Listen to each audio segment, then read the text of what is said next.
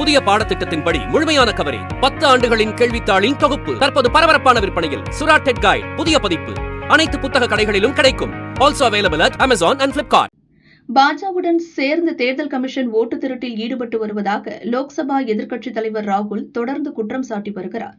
மகாராஷ்டிரா, கர்நாடகா, பீகாரில் ஓட்டு திருட்டு நடந்துள்ளதாக சில புள்ளி விவரங்களை வெளியிட்டார். மகாராஷ்டிரா சட்டசபை தேர்தலில் மிகப்பெரிய அளவிற்கு ஓட்டு திருட்டு நடந்ததாக ராகுல் கூறினார். லோக்நிதி CSTS என்ற தேர்தல் ஆய்வு நிறுவனத்தின் தலைவர் சஞ்சய்குமார் வெளியிட்ட புள்ளி விவரங்களின்படி ராகுல் குற்றச்சாட்டை முன்வைத்தார். ஆனால் தான் வெளியிட்ட புள்ளி விவரங்கள் பிழையானவை என சஞ்சய்குமார் திடீரென பல்டியடித்தார். பிழையான புள்ளி விவரங்களை வெளியிட்டதற்காக பகிரங்கமாக மன்னிப்பு கேட்பதாகவும் கூறினார். இதனால் மகாராஷ்டிர பிரச்சினையை கைவிட்டு பீகார் வாக்காளர் பட்டியல் சிறப்பு திருத்தத்திற்கு எதிராக ராகுல் தொடர்ந்து குரல் கொடுத்தார். பீகாரில் வாக்காளர் உரிமை யாத்திரையும் நடத்தினார். ஓட்டு திருட்டு நடந்ததாக தினம் தினம் குற்றச்சாட்டுகளை அடுக்கினார். ராகுலின் குற்றச்சாட்டுகளுக்கு தேர்தல் கமிஷன் தொடர்ந்து மறுப்பு தெரிவித்து வருகிறது.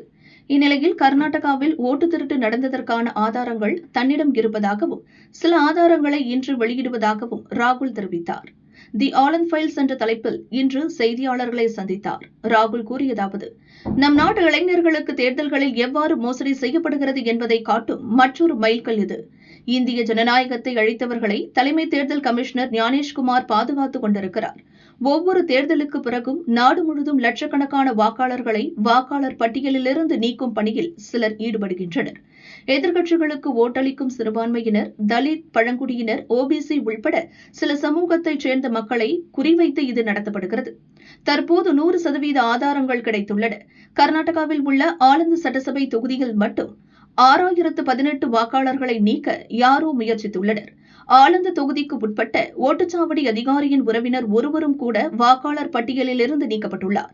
தேர்தல் ஆணைய அதிகாரிகளிடம் அவர் விசாரித்தபோது பக்கத்து வீட்டுக்காரர் தான் அவர் பெயரை நீக்க சொன்னதாக கூறியிருக்கிறார்கள். பக்கத்து வீட்டுக்காரரிடம் விசாரித்தபோது அவர் எந்த வாக்காளரின் பெயரையும் நீக்க சொல்லவில்லை என கூறியுள்ளார். வாக்காளருக்கோ வாக்காளரை நீக்க சொன்னவருக்கோ தெரியாமல் யாரோ ஒருவர் இதை செய்துள்ளார். ஆள்மாறாட்டம் செய்ததற்காக தானியங்கி செயலி மூலம் வாக்காளர் பட்டியலில் பெயர் சேர்க்க 6018 விண்ணப்பங்கள் ஆன்லைனில் சமர்ப்பிக்கப்பட்டுள்ளது. இதற்கு வெளிமாநில செல்போன் எண்கள் பயன்படுத்தப்பட்டுள்ளன.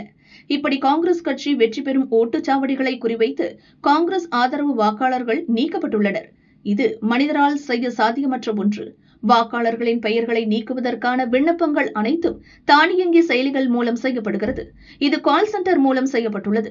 காங்கிரஸ் பலமாக இருக்கும் ஓட்டுச்சாவடிகள் குறிவைக்கப்பட்டுள்ளன. காங்கிரஸ் பலமாக இருக்கும் 10 ஓட்டுச்சாவடிகளில் அதிக அளவிலான வாக்காளர்களின் பெயர்களை நீக்க விண்ணப்பிக்கப்பட்டு இருந்தது. இதில் 8 ஓட்டுச்சாவடிகளில் கடந்த 2018 சட்டசபை தேர்தலில் காங்கிரஸ் வெற்றி பெற்றிருந்தது.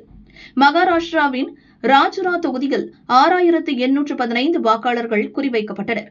கர்நாடகா, மகாராஷ்டிரா, ஹரியானா, உத்தரப்பிரதேசம் ஆகிய மாநிலங்களில் வாக்காளர்களை நீக்குவது ஒரே அமைப்புதான். அதற்கான ஆதாரம் எங்களிடம் உள்ளது. வெடிகுண்டை நான் இன்னும் வெளியிடவில்லை. இனிமேல்தான் ஹைட்ரஜன் வெடிகுண்டு வரப்போகிறது. ஜனநாயக நடைமுறைகளை பாதுகாப்பதற்காகவே இதனை நான் செய்கிறேன். ஜனநாயக நடைமுறைகளை பாதுகாப்பது தேர்தல் கமிஷனின் வேலை.